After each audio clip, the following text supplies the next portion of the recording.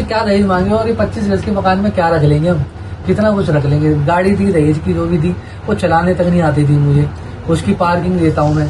क्या गाड़ी दी थी? एक्सप्रेसो गाड़ी है। आए वहाँ से लड़के ने आके यहाँ पे हाथ छोड़ा, बुआ इसके बीच में बोली, मैं बोले मैं तू इसको क्यों मार रहा है, इसको क्यों हाथ उठा रहा है? तो उसने मुझे भी मारने को हाथ चलाया। तो मेरे इसके बड़े पापा है, उसने बोला तुम मेरी माँ का छोड़ेगा, देखो तमीज ने तो मेरी लड़की के उसने ऐसे करके कड़े मारे, 2 घूंसे मारे सर में कड़े। किसने मारा? खाना भी हम उनके घर में खा के आए हैं, उसकी भी ये कहती है कि हमारे भूखे नंगे घर पर हमारे घर पर खाना खा के गए। अरे तो साथ नहीं आ रही लड़के के साथ, दुनिया शादी होती है, लड़का लड़की बड़े खुश होते हैं, स्टेट बैंक कितने खुशी होकर खिंचवाते फोटो, उसने कभी चेहरा नहीं। सारण थाने में उसकी मारपीट की शिकायत दर्ज की है, उसकी भी कोई नहीं चलता, कार्रवाई नहीं चल रही है। पूछता हूँ तो कहते हैं अभी बता देंगे। पैर पकड़ता हूँ ना तो फिर आजकल जो आरोप प्रत्यारोप चलते हैं उसमें लगा कह दिया कि मैं ये थोड़ा फिजिकली नहीं पीटे, अपनी मनमर्जी करते थे। और हमारे को बोला जाता था 6 महीने हो गए थे, फिर बोलते अगर तुम नहीं लेने आओगे तो तुम्हारे ऊपर ये कर देंगे, केस लगाएंगे, ये केस लगाएंगे, वो केस लगाएंगे। मेरे पे वीडियो ऑडियो सब है इसकी।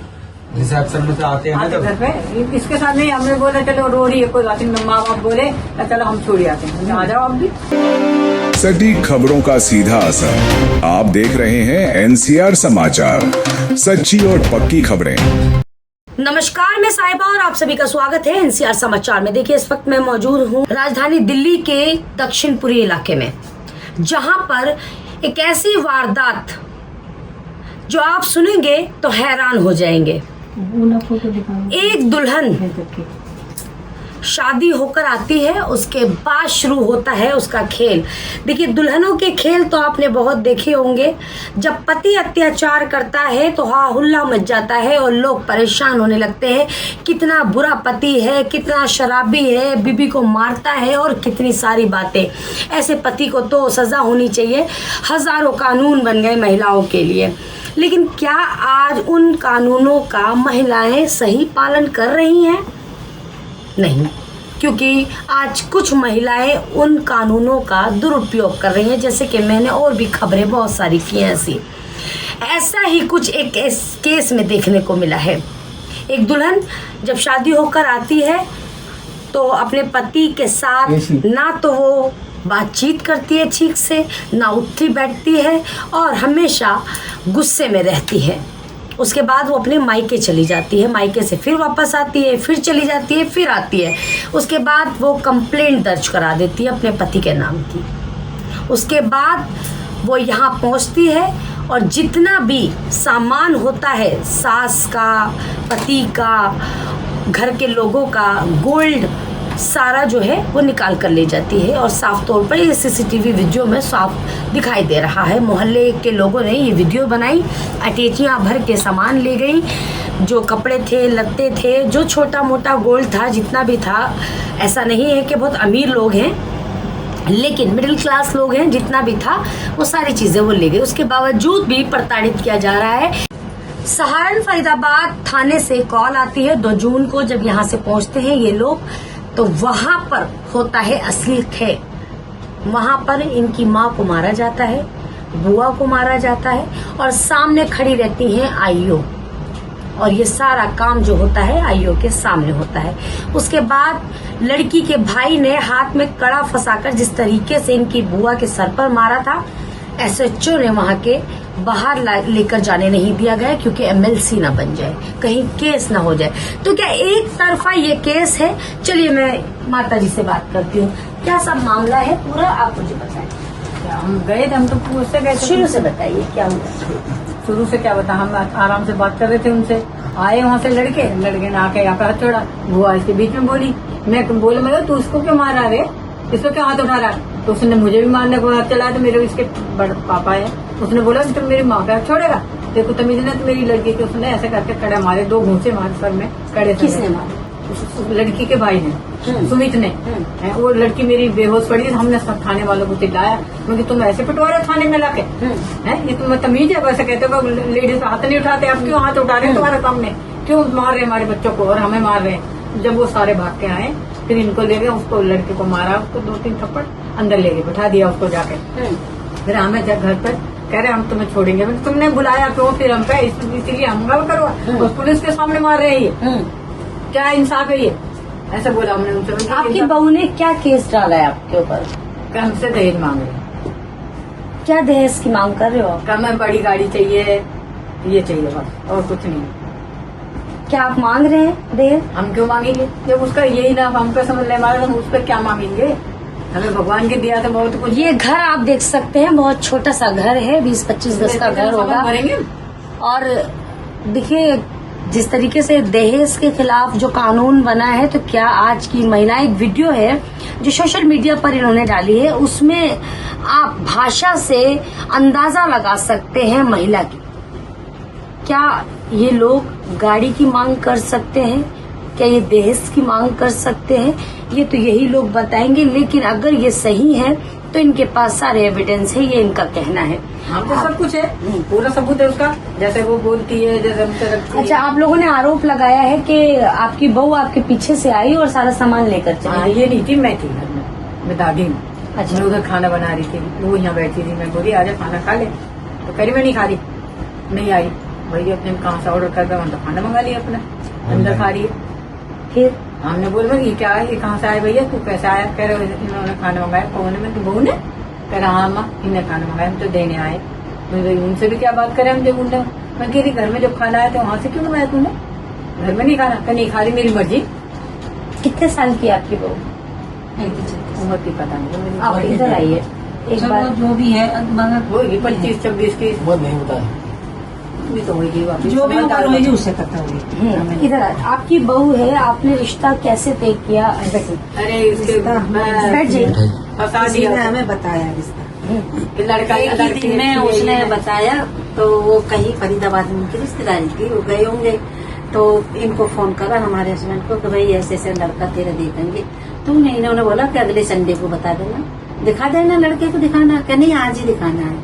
तो भाई देख लो भैया, ये दिखाई देखो हो गई, एक ही दिन में वो पसंद करके उठ के चले गए। फिर अगले हफ्ते हमें बुला लिया, तो लड़की देखी, हमने कही चलो कोई बात नहीं, चाहे हमारी नजरें जो भी थी हमने देखा, हमने सही है लड़की, हमने ज्यादा छानबीन कुछ नहीं करी हमने, बस क्या ये आपकी गलती नहीं है? ये गलती है आजकल हमारी। सोशल मीडिया पर इतने हाँ, फ्रॉड ये चल भी तो रहे हैं। है, इन्होंने हमारी लड़के ने भी गलती नहीं है, की। हमने कोई छानबीन नहीं करी। आज हमें चाहे वो लड़की की जिंदगी का सवाल हो या फिर लड़के की, बस यही है, जिंदगी तो माँ-बाप दोनों को की छोड़ ही दिया। खराब होती है। अब हमें हो लोग रही है। ताने देते हैं कि तुमने, तुम्हारी गलती है, तुमने छानबीन नहीं करी।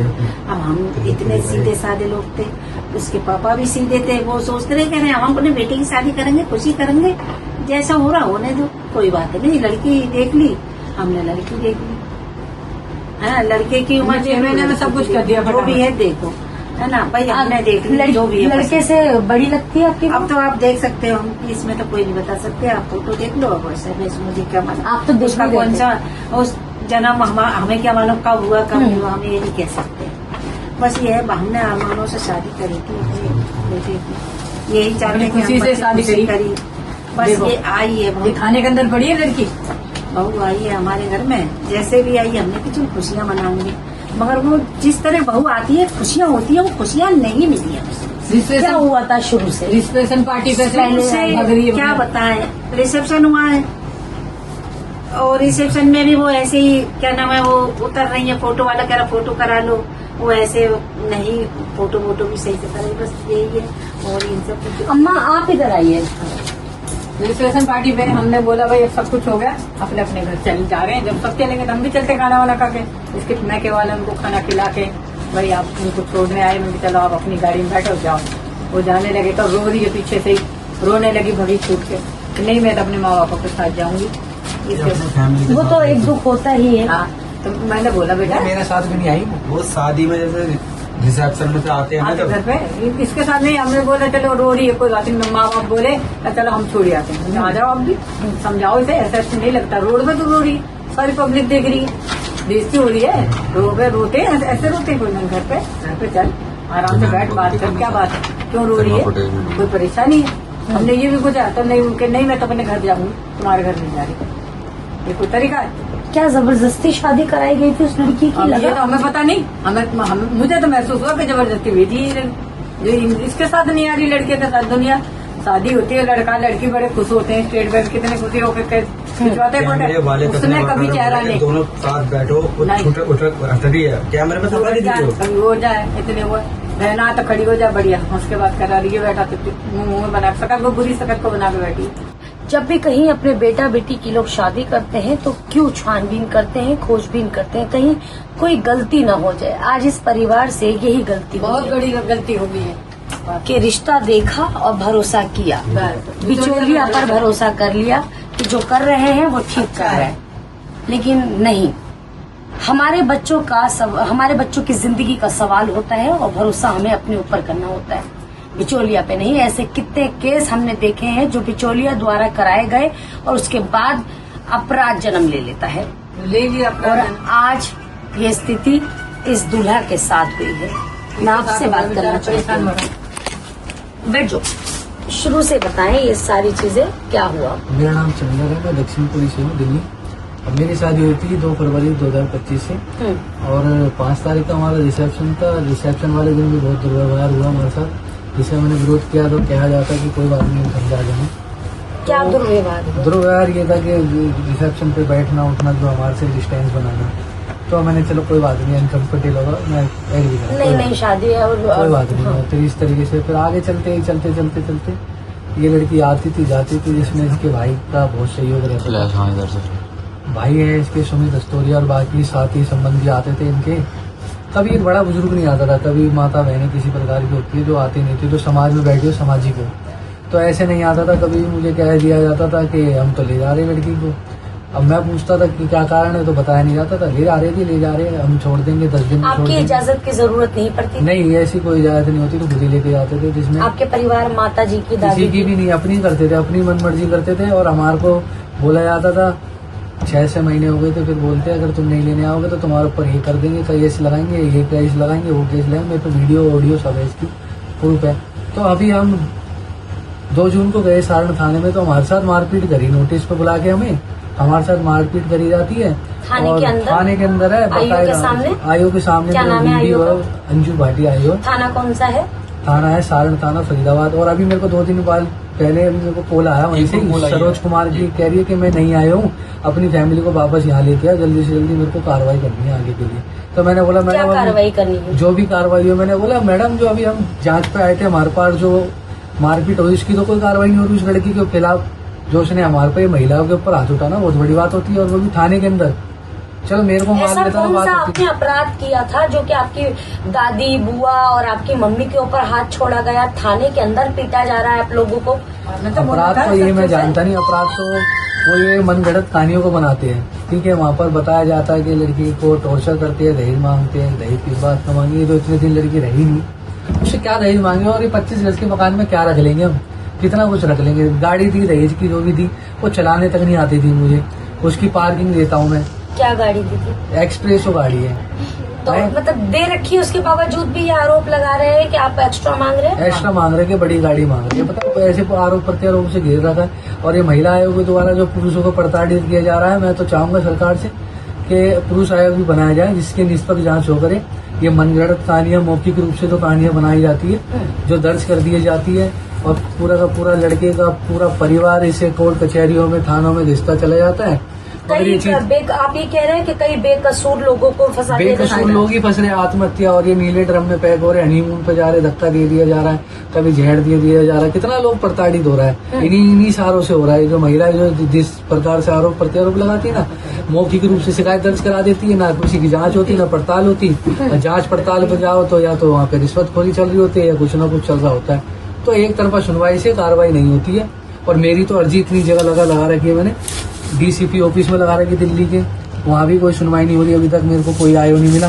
थाना अम्बेडकर नगर में 2 अर्जी डाल रखा हूँ। सारण थाने में उसकी मारपीट की शिकायत दर्ज की है, उसकी भी कोई नहीं चलता, कार्रवाई नहीं चल रही है। पूछता हूँ तो कहते हैं अभी बता देंगे। एसओ सबको भी फोन करता हूँ, तो जो मैडम थी अंजू भाटी, उसको फोन करता, कोई उठाता नहीं है फोन, बता देंगे, अपडेट नहीं देता कोई भी। और मेरे को बोला जाता है फालतू के, मतलब मानसिक शारीरिक रूप से बहुत प्रताड़ित हो चुका हूँ मैं। मेरी जॉब भी छूट चुकी है, और तरह तरह की गालियाँ आती है, धमकियाँ आती है, जान से मारने की धमकियाँ आती है कि ऐसा कर देंगे, वैसा कर देंगे। मैं तो सरकार से देखता हूँ कि हमें बचाया जाए, हमारी मदद की जाए, और हम बहुत परेशान हैं। और ऐसे लोग जो अपने प्रोफाइल को गैंगस्टर साबित करते हैं, देख लो आप साफ साफ इसमें गैंगस्टर क्या, ये संविधान के दायरे में आता है ये सब चीज़ें। ये संविधान इस तरीके की ये लड़की का भाई छूट देता है कि ये सब चीज़ें होनी चाहिए। गैंगस्टर अपने आप को खुले में ओपन कर रहे हो, चैलेंज दे रहे हो, दूसरों की जिंदगी को क्यों बर्बाद कर रहे हो। ये मारपीट की घटना था अपनी ये आपकी बुआ है? ये बुआ है, ये लड़का है जिसने मारा। कहता है कि शेर है, शेर होते हैं, शेर जो महिलाओं पर हाथ उठाने वाले शेर कहाँ शेर से हुए? वो होते तो हैं। गिदड़ हुए। वही तो शेर हो कह रहे अपने आप को। कमेंट सेक्शन में इतने कर रहा कि जब मैंने वीडियो अपलोड करी मीडिया का द्वारा, जो मैंने सोचा कि न्याय मिले सोशल मीडिया से, क्योंकि ग्राउंड पे तो मुझे मिल ही रहा, अदालत और ये पुलिसों के चक्कर ही काटता फिर रहा हूं मैं, तो कुछ न्याय नहीं मिल रहा। कब से केस डाल रखा मैंने, कोई सुनवाई नहीं होती है, अभी तक कोई आयो नहीं मिला। कब से ये देखो, एक अर्जी जब ये मई में गई थी मैंने डाली थी, 17 मई की डाली है 2025 की। कब की डाल दो, MLC है, सब कुछ है, सफदरजंग में इलाज करा रहा इतने हूँ। सारे पेपर्स आप देखें जो इकट्ठे कर रखे हैं इन्होंने, ये एविडेंस है साफ तौर पर। अगर एक एक दिखाने लगूं तो पूरा दिन निकल जाएगा। वीडियो भी है मेरे पे, सब रद्दी चीज़ है। बनी हुई है, लेकिन कार्रवाई क्या हो रही है? सिर्फ कागजों पे कार्रवाई हो रही है। ऐसे कितने सारे पुरुष हैं जिन्होंने अपनी वीडियो सोशल मीडिया पे डाली कि पत्नी द्वारा प्रताड़ित किए जा रहे हैं, ससुराल वालों द्वारा प्रताड़ित किए जा रहे हैं, दहेज का आरोप लग जाता है, केस दर्ज हो जाते हैं। और पुलिस क्या करती है, चाहे वो दिल्ली पुलिस हो या फिर हरियाणा की पुलिस हो, चाहे वो फरीदाबाद की पुलिस हो, वो सीधे तौर पर एक तरफा मामला देखती है। क्या आज आदमियों के प्रति कोई भी संवेदना नहीं है? आपने देखा होगा कुछ समय पहले 2025 में जंतर मंतर पर पुरुष ने एक धरना प्रदर्शन किया था और कहा था कानून व्यवस्था में पुरुषों के लिए भी कोई कानून बनना चाहिए। हम किस तरीके से हरेस्ट हो रहे हैं अपनी पत्नियों के हाथों से, या अपने पत्नियों के परिवार के द्वारा, या फिर अपने पत्नियों के प्रेमी द्वारा। अब आप सोच सकते हैं इन पतियों को कौन देखेगा? सारे, जिस तरीके से सारी महिलाएं गलत नहीं होती, उसी तरह सारे पति भी गलत नहीं होते। लेकिन कुछ ऐसे पति हैं जो शायद कहीं ना कहीं गलत फंस जाते हैं, और उसकी सजा जो होती है उनको किस तरीके से मिलती है वो आप देखें। आपने पहले भी वीडियो देखी होंगी, मैं उन वीडियो को दोहराना नहीं चाहती, मैं उन वीडियो के नाम लेना नहीं चाहती, लेकिन आज इस व्यक्ति की जो स्थिति है, लास्ट उम्मीद इसने मीडिया से मदद मांगी है कि मीडिया हमारी क्या मदद कर सकती है। तो हम सच पहुंचाएंगे आप तक, और आपको कमेंट बॉक्स में बताना पड़ेगा कि किस तरीके से किसको इंसाफ मिलेगा। मैं तो कहता हूँ कि मामले की निष्पक्ष जांच होनी चाहिए। जो आरोप प्रत्यारोप जो लगे, जी आपने अगर दहेज मांगा है तो कुछ तो आरोप होंगे उनके पास। कुछ तो होगा, या मनगढ़ंत कहानी मौखिक रूप से दर्ज करा दी, एक सब होगा, ऐसा थोड़ा ना होता। कहीं तो कुछ होगा, एविडेंस किसी प्रकार का हो, कुछ हो, नहीं करते, मगर ऐसा कुछ ये इनकी पत्नी का दहेज में आया हुआ पलंग है, जिस पर इनकी माँ बैठने से डर रही हैं, इनकी दादी बैठने से डर रही हैं। कहती हैं कि वहाँ से कॉल आकर ये कहा जाता है कि देखो मेरे दहेज के पलंग पर कीड़े मकोड़े रेंग रहे हैं। बोलते कमेंट, ये कैसी भाषा का इस्तेमाल किया जाता है?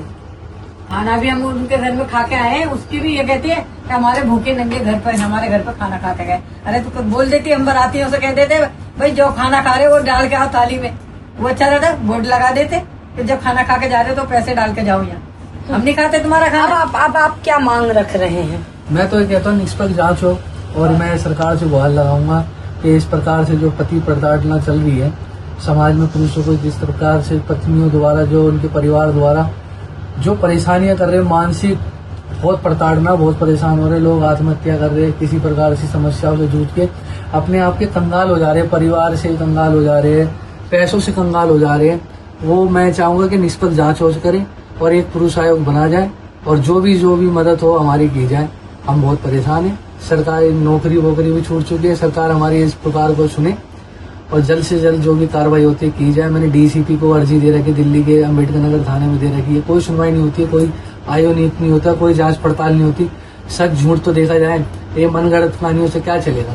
ऐसे तो समाज ही एक तरफ चलता चला जाएगा, कानून बनाए संविधान, उसकी सुनवाई होती नहीं, एक तरफ ही चलती है। मैं चाहता हूँ कि संविधान में कोई परिवर्तन आए।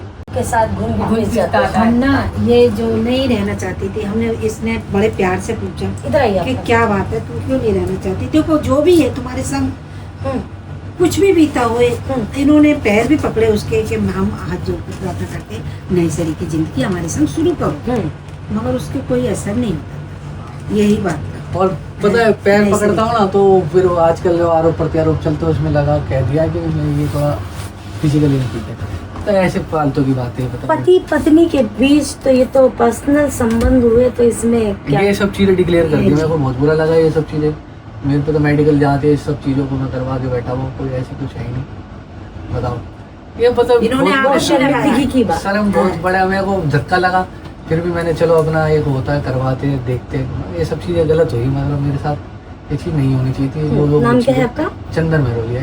ये जो ससुराल वाले बहुत परेशान कर रहे हैं हमें, ये किसी तरीके से कोई निर्णय ले अच्छा जो मैं आगे का जीवन जी सकूँ, बहुत परेशान कर दिया है मुझे इन्होंने। मेरे माँ बाप को हमें मारा जाता थाने में बुला के, अभी भी दोबारा शिकायतें चल रही है, आ जाओ, कैसे आ जाओ, कोर्ट आते नहीं है, कोर्ट में अर्जी डाल रहे कि कोर्ट आते नहीं है, और जान से मारने की धमकी दे रहे हैं। निष्पक्ष जांच तो हो कम से कम, सरकार हमारी ये सुने तो सही।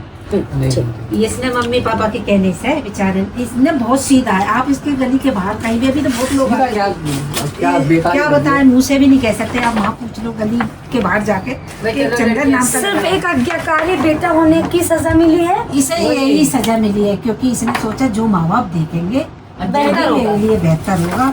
इसने लड़की से बात नहीं करी। कोई भी इसको हो, सबने आप कहा ठीक तुझे है। लड़की से बात गलत तो कोई भी मैं नहीं सोचा सोचता, मेरे माँ बाप जो कर रहे हैं अच्छा कर रहे हैं। अच्छी जोड़ी बनी कर रहे हैं एक अच्छा, दूसरे। मगर वो लड़की क्या कहती है इससे कि अगर तुम मुझसे पहले बात कर लेते तो शादी नहीं करते। काफी सारी चीजें हैं इस केस में शादी जो नहीं जिसकी करते, छानबीन हाँ। नहीं हो रही है। कि दूसरी स्त्री ले आओ, इससे कहती है। इसने बताई थी पहले समाचार में, बताई थी दूसरी स्त्री ले आओ, ये सब बातें कहती है माँ, ताकि वो बिल्कुल सेफ बच जाए और जो आना बच्चे जाना लगा रहे उसका बस बैठ ठीक ऐसे। है। तो देखिए क्या नाम बताया आपने? चंदन महरोलिया।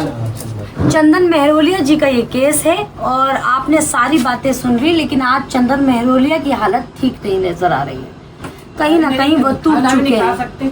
माँ बाप परेशान है, जवान बच्चा है, बड़े शौको अरमान से शादी की थी, सोचा था कि बहू आएगी तो घर में रौनक आ जाएगी, मेरे बेटे की जिंदगी में बहाल आ जाएगी, लेकिन सोचा ना था कि जो हम दुल्हन ला रहे हैं वो हमारी बेटे की जिंदगी को नर्क बना देगी। और खून पी इससे लिया। पहले भी कई केस आपने ऐसे सुने होंगे, लेकिन मैं अगर मेरी ये वीडियो थाना तक पहुंच रही है, फरीदाबाद थाना तक पहुंच रही है, तो मैं चाहूंगी कि इस पर कार्रवाई हो, या दिल्ली के थाने, कोई भी थाने का कर्मचारी से देख रहे हैं, कोई भी पुलिस प्रशासन मेरी वीडियो को देख रहा है, तो मैं चाहूंगी इस केस को ज़रूर देखें, इस केस पर नज़र ज़रूर डालें। किसी एक ज़िंदगी का सवाल है।